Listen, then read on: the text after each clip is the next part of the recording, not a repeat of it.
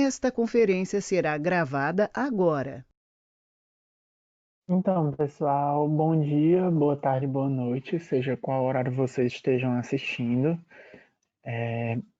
Agora a gente vai começar a sexta e a sétima aula de Biologia 4, que é Fisiologia Vegetal.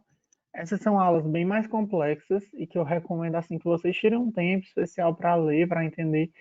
Tudo é muito entendível, sabe? Tudo é muito compreensível. O bom da botânica é porque ela é muito de associação. Tipo, essa é a aula que eu mais vou mostrar para vocês coisas comprovadas. Que você vê, realmente isso se comprova porque acontece desse jeito e é dessa forma, sabe?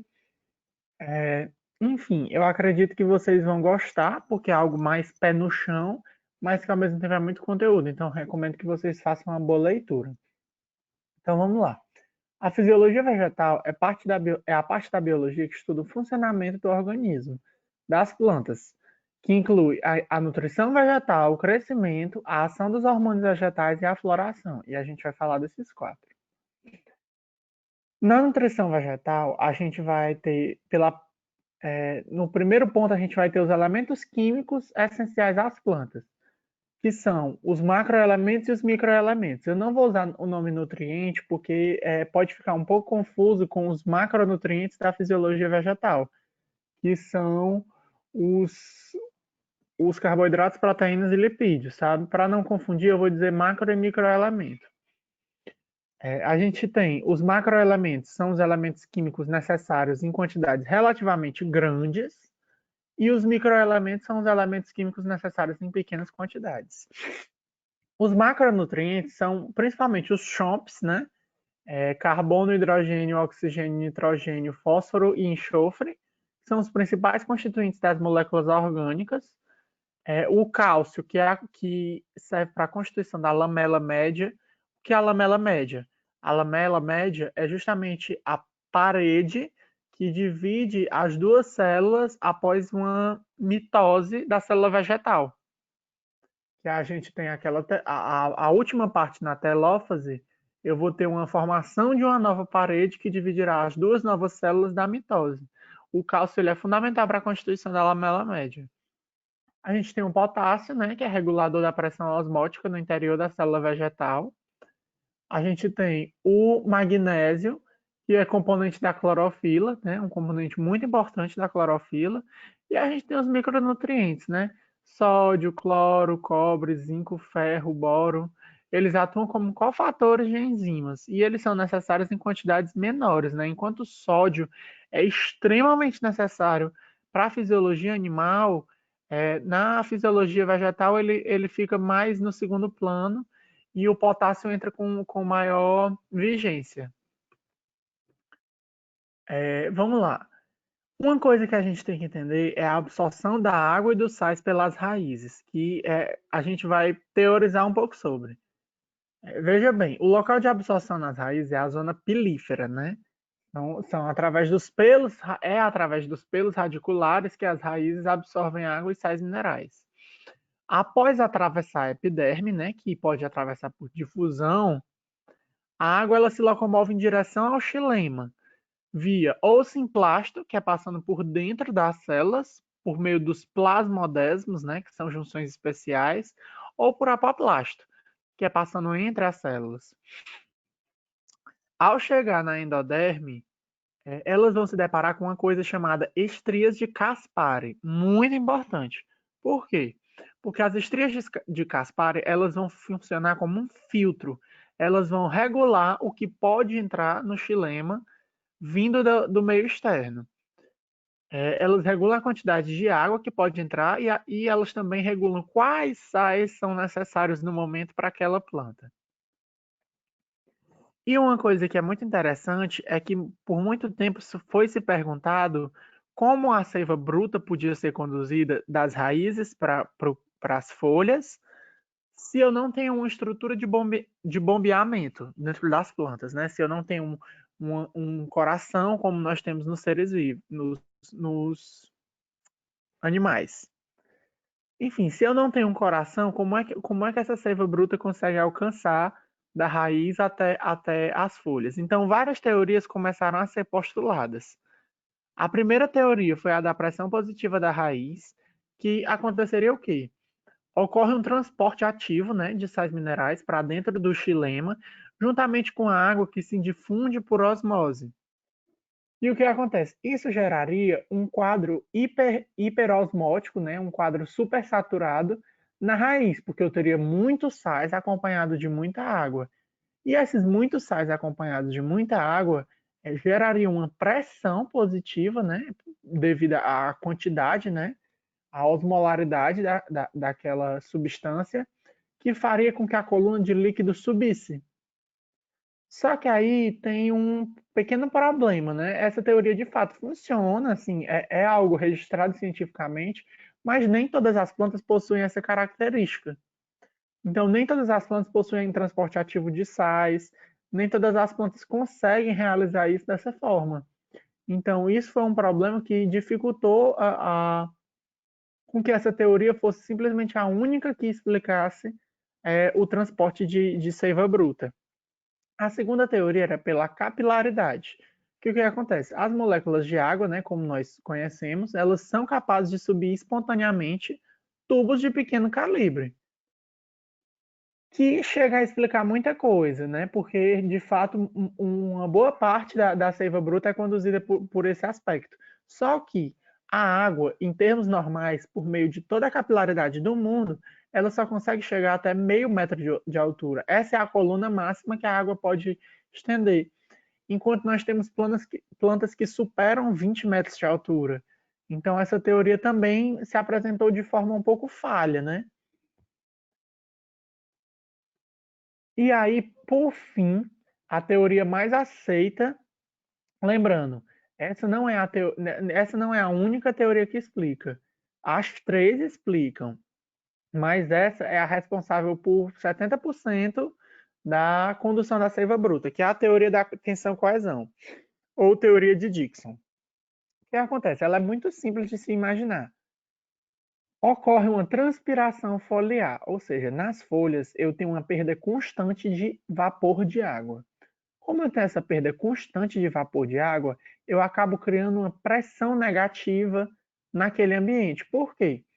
Porque eu vou ficar com um estado hiperosmótico, visto que eu vou ter pouca água e muita glicose, muitos sais minerais, e essa pressão negativa puxa a água das células vizinhas, que vai criando uma pressão em direção da raiz à folha. Ou seja, a pressão negativa existente na própria folha faz com que a pressão positiva da raiz se direcione até ela, originando assim a teoria de Dickson. Depois nós vamos dar uma olhada na nutrição orgânica das plantas. As plantas elas são seres autotróficos, né, que conseguem produzir sua própria matéria orgânica por meio da fotossíntese, que é essa velha equação do CO2 mais H2O, mediados pela luz, que gera glicose e oxigênio. O que acontece? Essas trocas gasosas, né, esses gases que entram e saem, eles precisam de uma estrutura específica para realizá-las, que são os estômatos. Os estômatos eles são formados por duas células guarda, né, que elas possuem cloroplastos muito ativos, elas são fotossintetizantes em alto grau. Eu tenho duas células subsidiárias, que são as células que ficam ao redor das células guarda, dando suporte. E a gente tem o ostíolo, que é a abertura. E agora a gente vai ver como é que funciona fisiologicamente a abertura e fechamento dos estômatos. O que acontece? Quando eu tenho um estômato aberto, eu recebo um estímulo que faz com que o potássio entre nas células guarda. Quando o potássio entra nas células guarda, ele leva consigo água, né, por meio da osmose, para fazer com que eu equilibre essa osmolaridade da solução. Então, quando eu tenho muita água nessas células, elas ficam túrgidas e elas acabam abrindo o poro para que aconteçam as trocas gasosas. Já quando eu tenho um estímulo para que o ostíolo se feche, o potássio emana para as outras células e com ele vai acontecer a osmose da água e essas células vão ficar secas, né? Em teoria, vão ficar com menor volume e elas vão se fechar. Quais são os fatores que determinam a abertura dos estômagos? A gente tem a luminosidade, que ela estimula a abertura dos estômagos, né? Na maioria das plantas, os estômagos abrem durante o dia e fecham durante a noite. A gente vai ter a concentração de gás carbônico. Quando eu tenho baixas concentrações de gás carbônico, os estômatos abrem. Por quê? Porque eu preciso de gás carbônico para realizar a fotossíntese. Então, se eu estou tendo uma baixa concentração, eu tenho que deixar ele aberto para ele tentar captar o máximo possível. Já se eu tenho uma alta concentração de gás carbônico, o estômato pode se fechar. Alguns estômatos podem se fechar, porque a planta vai conseguir, em poucos estômatos, absorver a quantidade de CO2 necessária. E em questão à disponibilidade de água, quando eu tenho pouca água no solo, os estômatos eles se fecham. Os estômatos, principalmente das cactáceas, são extremamente fechados e abrem em períodos curtíssimos, apenas para realizar as trocas necessárias. Já quando eu tenho muita água no solo, os estômatos eles se abrem muito e ficam abertos permanentemente, podendo gerar até estruturas chamadas hidatódios, que são estômatos adaptados apenas para o mecanismo da gutação, que é a perda de água de forma líquida, né? Os estômatos eles podem perder água, mas eles perdem por vapor. Mas a gutação, ela faz com que os estômatos, com que os hidatódios, né, quando ele passa de estômago para hidatódio, ele perca de forma líquida. E por fim, a condução da seiva elaborada, né? A condução da seiva elaborada ela é bem mais simples. A teoria é do fluxo de massa. Como é que esse fluxo se dá? Eu tenho uma hiperconcentração de glicose, de, de, de glicose nas células das folhas, né, nas células clorofiladas, que faz com que a água seja puxada do xilema para tentar equilibrar a osmolaridade dessa concentração de glicose. Quando eu puxo a água do xilema, eu faço com que haja esse excesso de água e a própria gravidade se encarrega de fazer com que essa água desça e corrigindo assim a osmolaridade da solução, né, que estava hipersaturada de glicose. E quanto mais se misturar o xilema e quanto mais ela for descendo, que ela vai perdendo glicose, ela vai equilibrando essa hipersaturação. Um experimento que justifica esse comportamento é o fluxo de massa, que é o quê? Eu amarro dois balões, um deles com a quantidade de glicídio e outro com água pura, e eu conecto eles dois com um cano contendo água. E a gente vê que o glicídio ele tende a se movimentar em direção ao balão que não tem água. Aliás, que não tem glicose. E vamos aos hormônios vegetais. Gente, os hormônios vegetais, eles são extremamente importantes. Eu peço muito que vocês entendam eles, assim, tentem compreender, tentem estudar, porque são coisas que caem em todo canto. Caem em Enem, caem em uva, caem em qualquer local. E os hormônios vegetais, ao entender eles, você tem a fisiologia da planta na palma da sua mão. São 5 hormônios vegetais: a auxina, as citocinas, os etilenos, a gibberelina e o ácido abscísico. A auxina, ela é sem dúvida o hormônio número 1. Por quê? Ela tem a função de causar o alongamento celular, né? Ela torna a célula mais longa.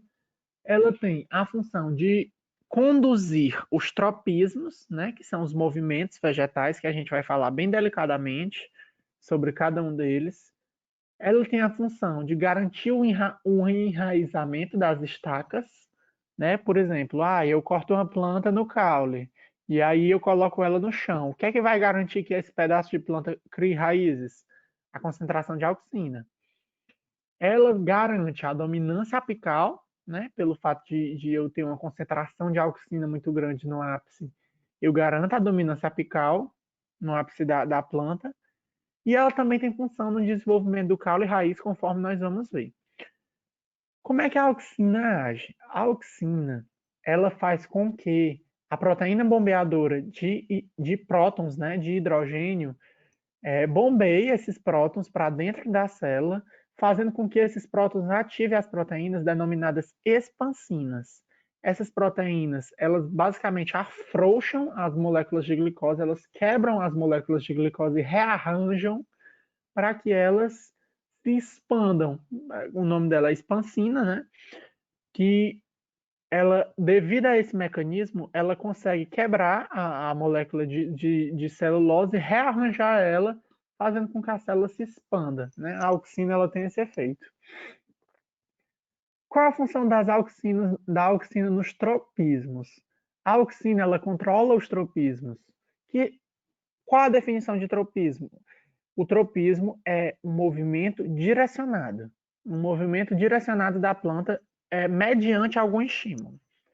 No fototropismo, o que acontece? É o tipo de tropismo que a fonte estimuladora, o estímulo do movimento da planta é a luz. Quando a planta é iluminada, a auxina migra exatamente para o lado oposto da luz. Então vamos pensar logicamente, se eu tenho mais auxina no lado oposto da luz, as células do lado oposto da luz vão se alongar mais. Como elas vão se alongar, elas vão entortar a planta em direção à luz, gerando assim o fototropismo. O que acontece? Eu tenho um fototropismo diferente no caule e na raiz. No caule, o excesso de auxina estimula o alongamento celular, ou seja, eu tenho um fototropismo positivo no caule. Quando o caule recebe luz em X região, ele se inclina para aquela região. Por isso eu tenho um fototropismo positivo no caule. Já na raiz, o excesso de auxina inibe o alongamento celular, gerando assim um fototropismo negativo. Ou seja, quando eu tenho luz, acaba que a auxina ela vai se concentrar no lado oposto, mas isso vai inibir o alongamento celular daquela parte da raiz, fazendo com que o outro lado se alongue e a raiz cresça no lado contra a luz. Ou seja, eu tenho uma planta, eu tenho uma fonte luminosa à direita da planta, o caule vai crescer para a direita e a raiz vai crescer para a esquerda.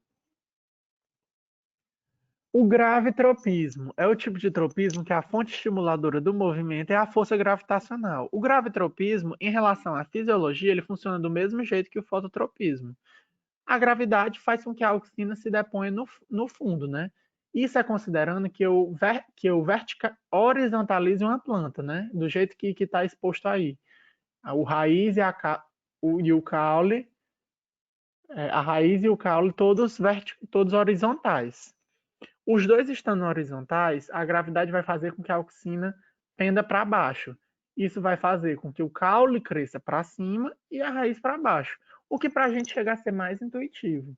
Então, para o caule, ele tem um gravitropismo negativo, ou seja, ele cresce contra a gravidade, e a raiz tem um gravitropismo positivo, ela cresce a favor da gravidade. E outro movimento de plantas que nós temos é os nastismos. São os nastismos. O nastismo ele é um movimento não coordenado. O tropismo, eu tenho uma certa coordenação do movimento, né? Eu faço com que a planta cresça em direção a alguma coisa. Já no nastismo, não. A planta simplesmente gera um movimento e esse movimento é desordenado. Como na planta carnívora, um inseto pousa dentro dela e ela simplesmente tem um estímulo de se fechar, assim como a planta sensitiva, que é a mimosa. A auxina ela também tem a função no enraizamento de estacas. Aqui eu vou discorrer um pouco mais sobre com vocês. Ó, vamos lá. A raiz e o caule, eles têm limiares diferentes para a concentração de auxina. Enquanto a raiz cresce bem com pouca auxina, o caule ele só cresce bem com muita auxina. Então, a gente vê que uma quantidade suficiente para o crescimento do caule, ela inibe o crescimento da raiz. Já uma quantidade suficiente para o crescimento da raiz nem chega a estimular o crescimento do caule. Então, o que acontece? Quando eu corto uma estaca, né, que no caso eu vou estar tirando o ramo lateral de alguma árvore, aquela parte tem uma auxina baixíssima. E essa auxina baixíssima, no fundo, faz com que as raízes se desenvolvam, porque eu tenho pouca auxina na base desse caule que eu vou ter cortado, e essa pouca auxina vai ser o suficiente para induzir o crescimento rápido de raízes.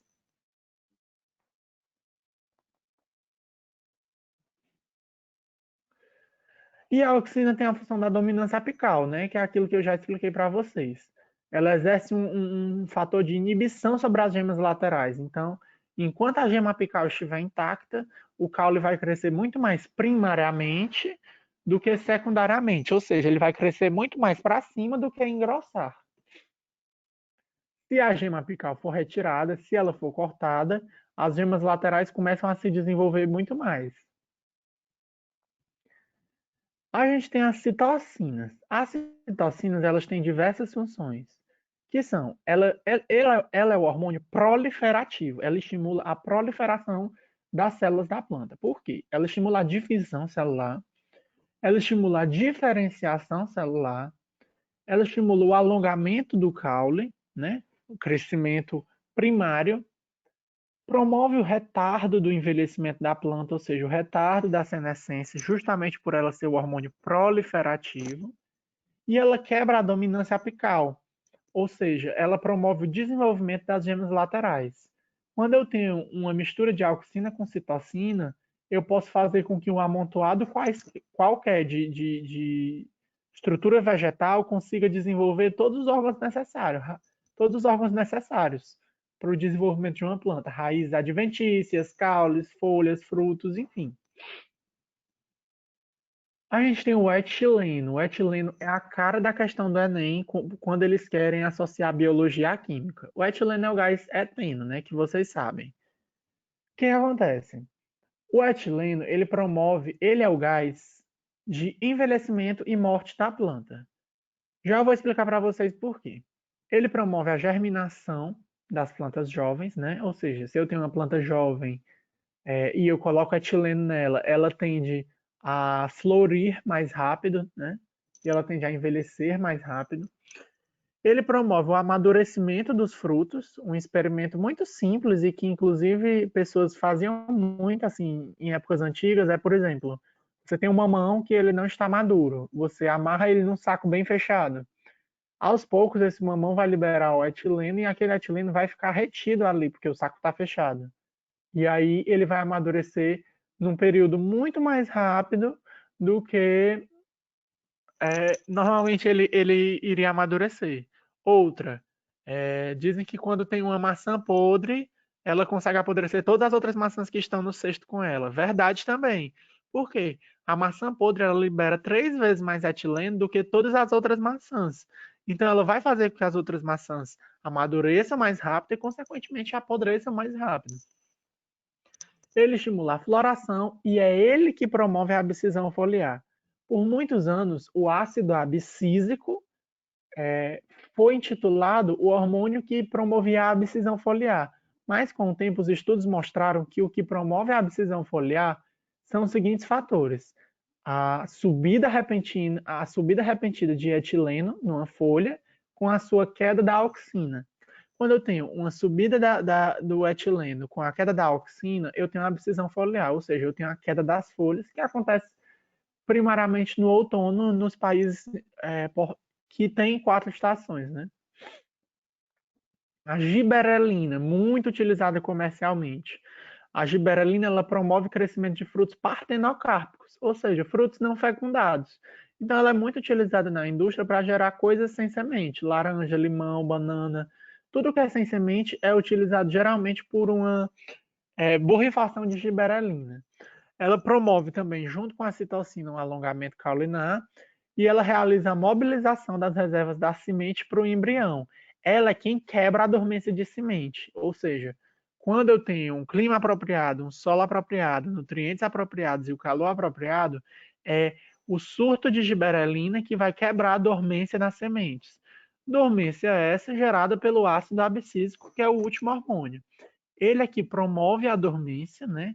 Faz com que o embrião reduza o seu metabolismo, fique naquele estado de latência em épocas de inverno ou em épocas não propícias, e é ele que promove o fechamento estomático. Ou seja, quando eu tenho pouca água no solo, eu vou ter um excesso de ácido abscísico que vai fazer com que o estômago se feche. E por fim, ele induz o envelhecimento também junto ao etileno, mas ele não é o responsável pela abscisão das folhas. E agora a gente vai para o tópico fotoperiodismo. Esse tópico, às vezes, para algumas pessoas pode ser confuso, mas com exemplos a gente vai entender bem fácil. Fotoperiodismo é um mecanismo de floração que algumas plantas angiospermas possuem em resposta ao período de luminosidade diária. Ou seja, o fotoperiodismo é como essa planta vai florar em relação ao tanto de luz e sombra que ela recebe num dia. Veja bem, um conceito importante é o fotoperíodo crítico, que é o valor em horas de iluminação, que é o determinante, é o limiar da floração ou não de uma planta. O fotoperíodo crítico é específico em cada espécie tem o seu fotoperíodo crítico. As plantas de dia curto, elas florescem quando a duração do período de sol, né, do período iluminado, é menor que o seu fotoperíodo crítico. Então, eu tenho uma planta com fotoperíodo crítico de 10 horas. Ela só vai florar quando eu tiver uma luminosidade de 9 horas, 8 horas, menos do que o fotoperíodo crítico dela. Já plantas de dia longo, elas só florescem quando a duração do período iluminado é maior que o seu fotoperíodo crítico. Então, se eu tenho uma planta com fotoperíodo crítico de 10 horas, ela só vai florar quando eu tiver 13 horas de sol, 14 horas de sol. E tem as plantas indiferentes, que elas floram independente do fotoperíodo. Vamos lá. A planta de dia curto, né, ela floresce quando ela é submetida a um período de luminosidade inferior ao seu fotoperíodo crítico, ou seja, quando eu tenho uma planta, digamos, né, esse é um exemplo, o fotoperíodo crítico dessa planta é 11 horas. Se eu tenho no verão um dia longo, né, em torno de 16 horas de sol, eu faço com que essa planta não floresça. Mas no inverno, quando eu tenho um dia curto, né, se eu tiver um dia de 8 horas, que é menor que o fotoperíodo crítico dela, aí sim ela vai florescer, porque ela é uma planta de dia curto. Já a planta de dia longo, ao contrário. Digamos que uma planta tem um fotoperíodo crítico de 15 horas. No verão, se eu tiver um dia de 16 horas, como supera o fotoperíodo crítico dela, ela floresce.